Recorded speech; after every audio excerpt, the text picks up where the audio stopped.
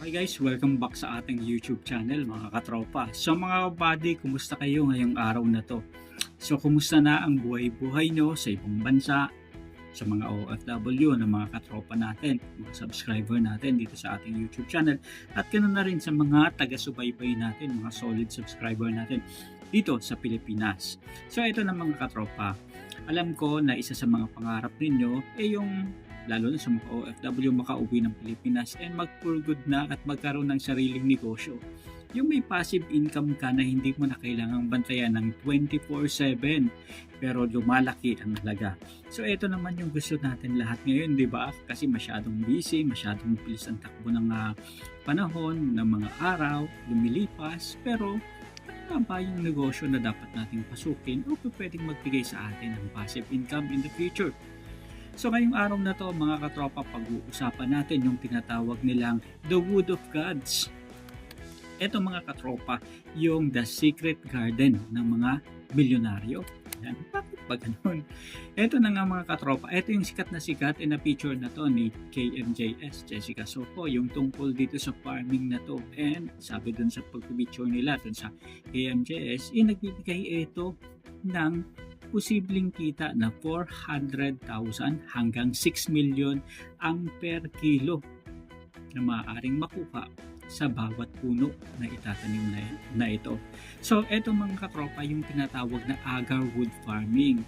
Ito yung agarwood business na talaga namang namamayagpag at talagang ang dami-daming i-inquire tungkol dito sa negosyong ito. Paano nga pa ginagawa ito at simple lang bang magtanim nito mga katropa? Bakit etong puno na to ang tinaguri ang pinakamahal na kahoy sa buong mundo? At ano nga ba ang totoo sa puno na ito mga katropa? So pwede maging ticket ito para maging milyonaryo para pag uwi mo sa Pinas, yes, may pag-uusapan naman tayo. Baka mamaya kayo na yung mag-feature ko sa susunod kong mga videos dito sa ating YouTube channel na Kapari Mo Ko, Usapang Business, Buhay OFW. So ngayong gabi, eto na mga katropa, bakit nga ba? Why agarwood? Ayan na mga katropa. Ano nga ba ang agarwood? Himay-himayin natin na. Well, ang agarwood sa Pilipinas mga katropa ay kilala sa tawag na gaharo o lapnisan. Ang totoo niyan, ang agarwood ay galing sa puno ng Aquilaria. Ayan. Pero heto ang twist mga katropa, ang mahal na bahagi nito ay yung resin o yung maitim na parte na nasa loob ng puno. Ibig sabihin nito mga katropa, dagta ito na lumalabas lang kapag ang puno ay nasugatan at nagkakasakit. So, ibig sabihin pala, ito yung mga ini-stress ng mga puno, para at least sa loob niya, lalong lumaki o dumami yung parang kulay black na nasa gitna. And yun yung tinatawag na agarwood mga katropa. And kapag yan is mas marami yung dark portion, yan yung nagbibigay ng mas maraming kaperahan. And syempre, kapag mas natural yung process, mas mahal yung bayad at yung per kilo nito. Sa katunayan nga, sabi sa KMJS is 400 to 6 million ang per kilo nito mga katropa. Ngayon, tanong, bakit nga ba mahal ito? Kasi nga mga katropa, ginagamit ito sa ibang bansa bilang materyales sa pabango, lalong-lalo na sa Middle East and Europe. Tayo mga tropa, nagtrabaho tayo dyan sa Middle East and dati hindi natin pinapansin, akala natin, mabaho na nito. Pero yung mabaho na may pagka-sweet smell, yung may sundot sa dulo ng mabango na parang matamis, ayan. And eto, bakit umuusok-usok yung mga ganyan? So yun pala yung agarwood mga katropa. That time is hindi talaga namin pinapansin yan.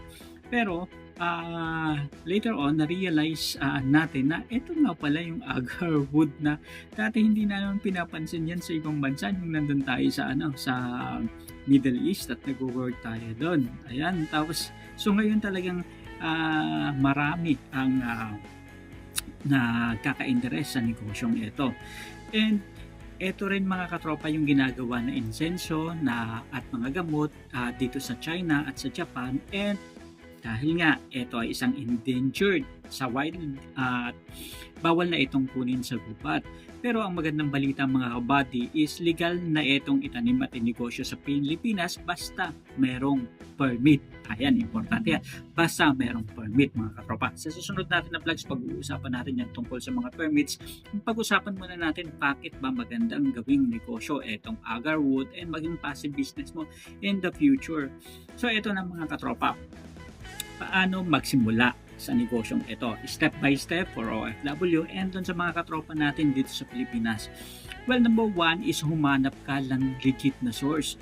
Huwag basta-basta bibili sa Facebook, Marketplace. Siguraduhin ang bibilhin mo ng seedlings ay may WCUP. Ano yun? Wildlife Culture Permit mula sa DENR. Ito ang certificate na legal ang mga anak o binhi o yung puno na itatanim mo at binili mo. Ihanda rin mga katropa, pangalawa, ang lupa. Hindi mo kailangan ng dambuhalang farm ha. Kahit sa bakuran o maliit na lote, pwede na ito. Ang distansya lang ay 3 by 3 meters mga katropa. So ang 1,000 square meters mo is kasya na dyan yung 100 na puno na itong agarwood. Ngayon, number 3, permit. Iparegister ang inyong farm sa CENRO, CENRO, bilang private tree plantation mga katropa. Bakit? Question mark ano? Para pagdating ng araw na ibebenta mo na, hindi ka na huhulihin at legal mong mailalabas ang produkto mula dito sa puno na ito. Ibig sabihin, legal yung pagtatanim mo mga katropa. And eto na, magkano naman ang kikitain kapag naging matured na etong puno na to? Well, dito na tayo sa usapang pera mga katropa. So magkano nga ba ang pwedeng kitain sa negosyo na ganito kung ito yung negosyo na balak mong pasukin? Sa international market kasi mga katropa, base dun sa KMJS, 400,000 per kilo hanggang 600,000 o pwede pang umabot ng 6 million. Yan yung normal price. Ibig sabihin yung mga 6 million mga katropa per kilo, yan yung high grade, high quality and based from natural na puno. Ibig sabihin hindi ito yung ginamitan ng mga makabagong technology, natural na pagtatanim and natural na pagputol dun sa puno mga katropa. Ito yung karaniwang puno na nakikita sa gubat, pero on the natural dun sa mga artificial method mga katropa is pwedeng maglaro ito ng $10,000 hanggang $100,000 per kilo. Pero maging realistic tayo sa farm grown, ibig sabihin yung mga cultured na mga katropa. So ang isang puno paglipas ng 7 hanggang 10 taon or pwede 5 taon onwards, pwede itong mag-produce ng 1 to 2 kilos na resinous woods. Ibig sabihin ito na yung agarwood, yung sinasabi ko na may kulay itim sa gitna. And kapag sinindihan mo, ito yung nagbibigay ng usok na kapag nalanghap mo is mabango at ginagawang pabango sa Middle East. Pabango sa kanilang mga bahay and pabango rin sa kanilang mga kasuotan and ginagamit na perfume, panghalo sa perfume mga katropa.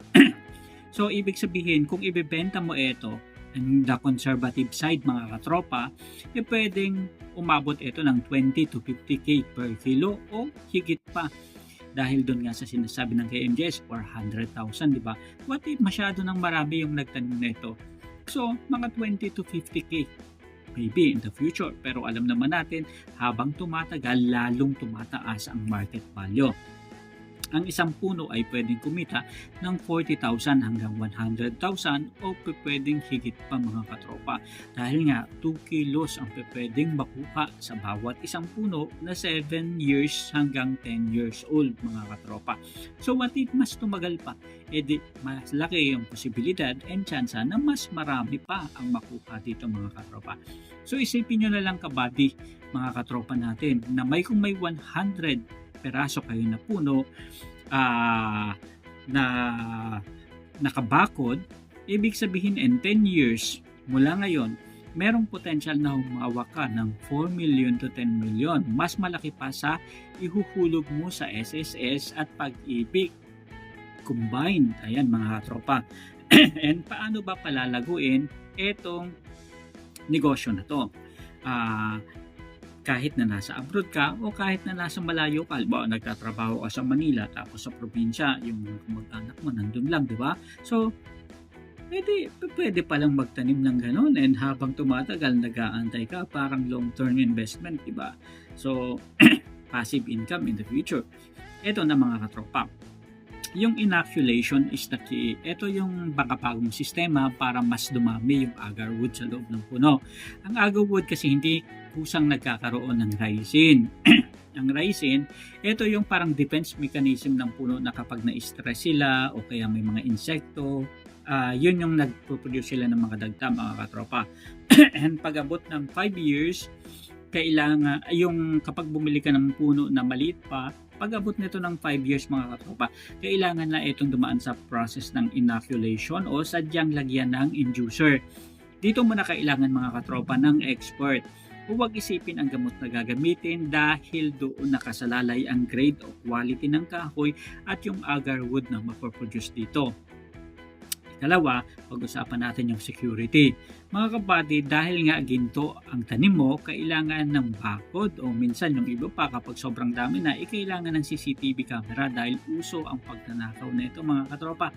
Kaya kumuha ng mapagkakatiwalaang caretaker at mga katropa, mainit ito sa mata ng mga magna cum laude o magnanakaw. Kaya importante na dapat safe and may bakod yung lugar na pagtataniman natin, o kung hindi man wala mong bakod, at least gamay natin kung sino yung mga pumapasok at mapagkakatiwalaan dun sa area kung saan natin itatanim yung puno. Now, eto na, nursery business. So habang nag-aantay ka for 10 years kung talagang ito yung gusto mong pasukin, pwede kang kumuha ng permit para magbenta ng mga seedlings. Ang isang seedlings kasi ay nagkakahalaga ng 350 to 500 pesos. So, depende yan kung saang lugar ka mga katropa.